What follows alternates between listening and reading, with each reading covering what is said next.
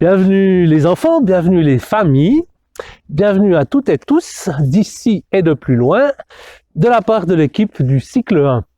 Merci de nous accueillir chez vous pour cette célébration qui remplace la célébration qui aurait dû avoir lieu à la suite du camp de cycle 1. Malheureusement, nous ne sommes pas encore libérés du corona, mais ça viendra. Et en attendant, et pour annoncer le camp qui va remplacer celui de Pâques, qui aura lieu les 6 et 7 juillet à la montagne, voici une célébration sur le thème du passage, ou encore sur un thème de Pâques, puisque Pâques nous rappelle le passage des Hébreux, il y a bien longtemps, et celui de la mort à la vie. Alors, belle célébration, et à tout bientôt. Alors, je vais vous raconter une histoire de la Bible, où il est question de passage entre l'esclavage et la liberté. Alors, cette histoire, elle se passe en Égypte il y a très très longtemps. En ce temps-là, les Hébreux vivaient en Égypte et ils étaient esclaves des Égyptiens. Ça veut dire qu'ils n'avaient aucune liberté, qu'ils devaient faire tout le travail, tous les travaux les plus durs que les Égyptiens ne voulaient pas faire, et puis qu'ils n'avaient aucun droit, comme c'est toujours le cas pour les esclaves. Et Dieu a vu ça et ça lui a pas plu du tout de voir son peuple si malheureux. Alors il est allé s'adresser à Moïse, qui était un des Hébreux, et lui a dit « Moïse, tu vas aller trouver le pharaon, et puis tu vas lui dire qu'il doit libérer mon peuple tout de suite. » Bon, Moïse a pris son courage à deux mains, il est allé trouver le pharaon, et lui a dit « Voilà, pharaon, mon Dieu a dit que tu devais libérer notre peuple. » Et puis le pharaon, il a dit « Ouais, mais ton Dieu, moi je le connais pas, et d'ailleurs, il n'en est pas question, non et non. » Alors Moïse lui a dit « Mais si tu libères pas mon peuple, il va arriver un tas de malheurs aux Égyptiens, tu verras. » Puis le pharaon, il n'a pas eu peur du tout, puis il lui a dit « Pa. » Et bel et bien, tout un tas de malheurs se sont abattus sur les Égyptiens. Il y a eu une invasion de sauterelles, une invasion de grenouilles, il y a eu des maladies qui ont tué le bétail, qui ont tué des gens aussi. Enfin bref, il y en a eu 10, on les a appelés les 10 plaies d'Égypte. Et pour finir, à la fin de ces 10 plaies, quand même, le pharaon, il n'en pouvait plus. Et il a dit « Oh, ça suffit, ben allez-vous-en les Hébreux, partez tous et qu'on vous voit plus jamais. » Alors les Hébreux, très contents, ils ont embarqué toutes leurs affaires, leurs poules, leurs moutons, leurs enfants, leurs grands-mères, et hop, tout ça dans des chariots. Ils se sont mis en route derrière Moïse, et puis ils ont commencé de marcher dans le désert. C'était long, c'était dur, il faisait chaud, mais enfin ils avançaient pendant des jours et des jours et des jours. Ils suivaient Moïse, ils savaient pas trop où ils allaient, mais ils savaient qu'ils allaient dans un pays où ils seraient enfin libres. Alors ils ont continué de marcher. Pendant ce temps, le pharaon, quand même, il s'est rendu compte que sans les Hébreux, sans esclaves, il se passait plus rien dans ce pays. Plus personne faisait les travaux, plus personne faisait rien. Il a dit non mais là je me suis fait avoir quoi. Il faut qu'on les rattrape ces Hébreux. Alors, il a lancé à leur trousse ces soldats avec des chevaux, des chars qui sont partis au grand galop dans le désert pour rattraper les Hébreux. Et pendant ce temps, les Hébreux sont arrivés devant la mer Rouge. Et là, ils se sont dit, mais comment est-ce qu'on va faire pour passer? Et en plus, quand ils étaient là, au bord de la mer, ils ont regardé au loin, ils ont vu très très loin, mais quand même qu'ils se rapprochaient vite, les Égyptiens avec leurs chevaux, leurs chars, leurs soldats et tout ça qui arrivaient pour les rattraper. Et ils étaient devant cette mer Rouge et ils se disaient, mais on sait pas nager, mais qu'est-ce qu'on va faire avec nos poules, avec nos moutons? Et alors, Moïse, il a tendu son bâton comme ça sur la mer. Et le vent s'est levé, il a soufflé très très fort. La mer s'est écartée, comme ça. Ça a fait comme un chemin. Et les Hébreux, vite, ils ont traversé. Wouh! Et ils sont arrivés de l'autre côté. Et enfin, ils étaient libres. Et la mer s'est refermée derrière eux. Quand les Égyptiens sont arrivés, Ils n'ont pas pu passer, eux. Et alors après, les Hébreux, ils ont encore eu un long chemin à faire pour arriver jusqu'à leur terre promise.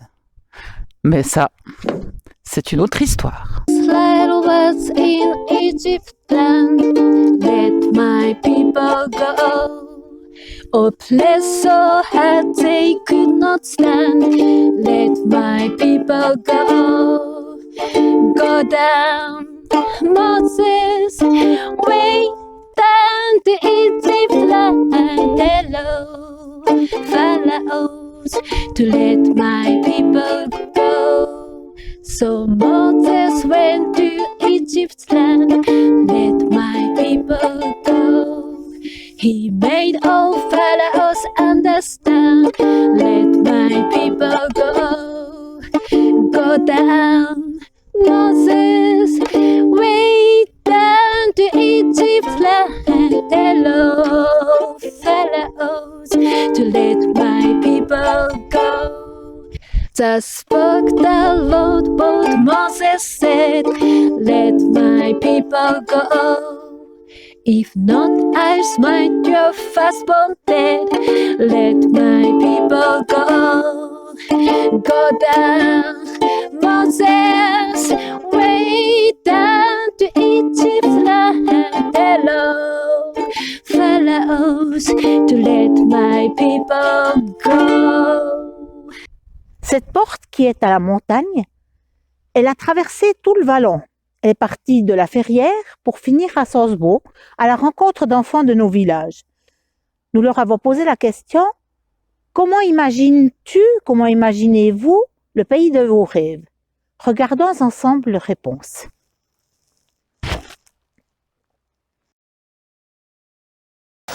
C'est un pays où il y a beaucoup de mangroves, c'est un océan avec beaucoup d'eau bleue.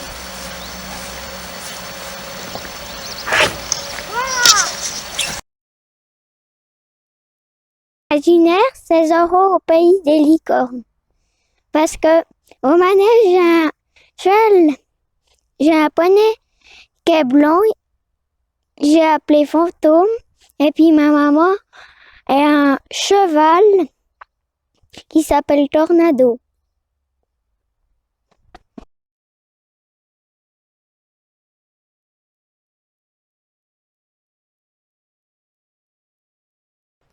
Le Canada parce que c'est le pays du hockey.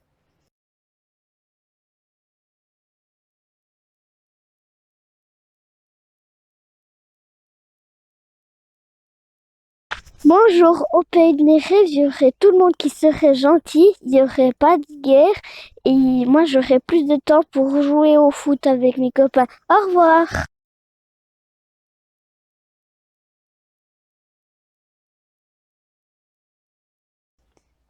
Que tout le monde soit heureux, qu'on puisse voler, qu'il y ait un beau paysage et que tout le monde ait une belle maison.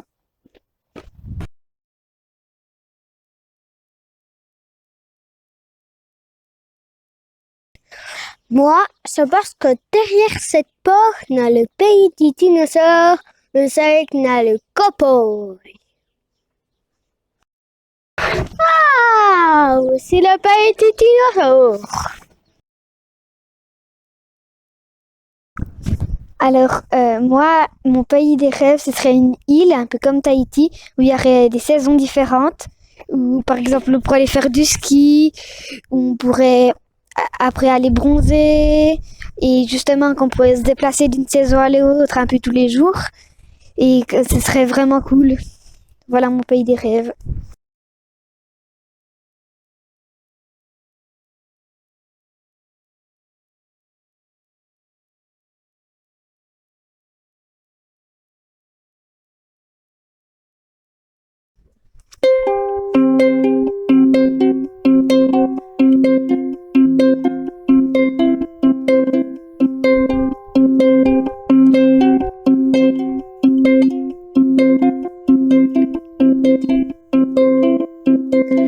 L'œuf en plat, c'est un œuf. Un œuf plus sûr que l'oiseau a pondu. Casser un enlève, elle le fait frire dans un poêle. Alors il devient l'œuf plat que tu manges.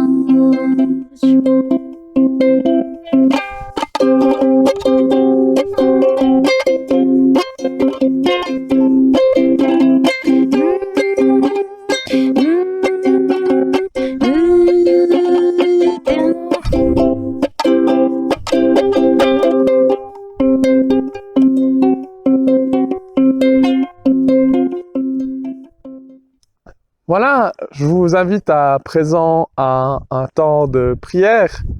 Vous pouvez donc fermer les yeux et joindre les mains si vous le souhaitez. Je ne serai pas là pour le contrôler.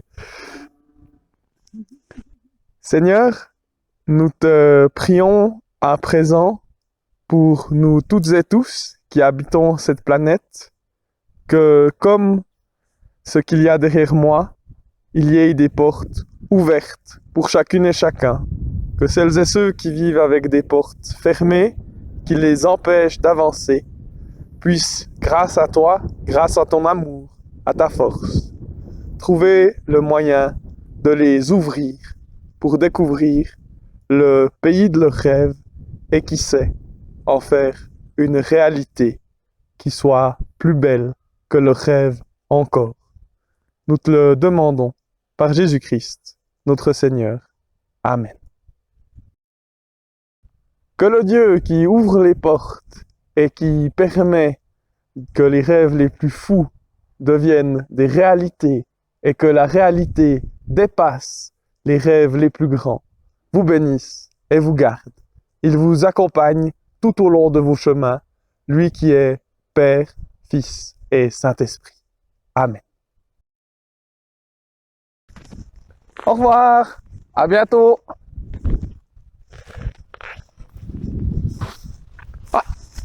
Avant que j'oublie, on se revoit encore les 6 et 7 juillet pour vivre 2 jours de camp pour découvrir ensemble le pays de vos rêves, de nos rêves. D'ici là, tout du bon.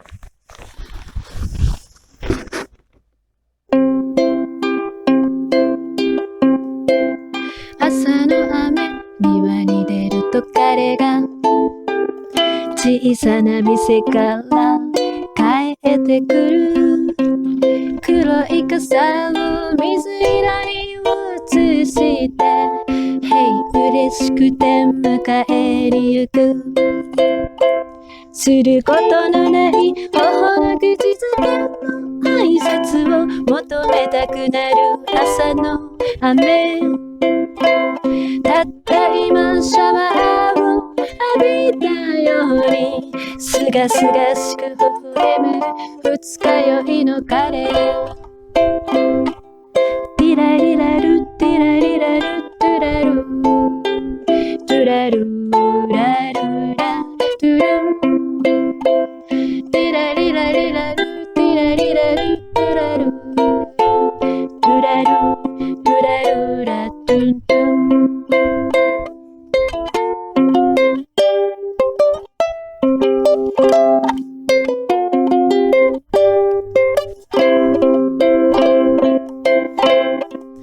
郵便受けを開ける彼の真剣な横顔がかっこよすぎて立ちすくんでしまう。朝の雨たった一つの方法のキスが全てを幸せにしてしまう。交わすことのない頬の口づけの挨拶を求めたくなる朝の雨。たった今シャワーを浴びたようにすがすがしく微笑む二日酔いの彼。リラリラルリラリラルトゥラルタラリラリラリラリ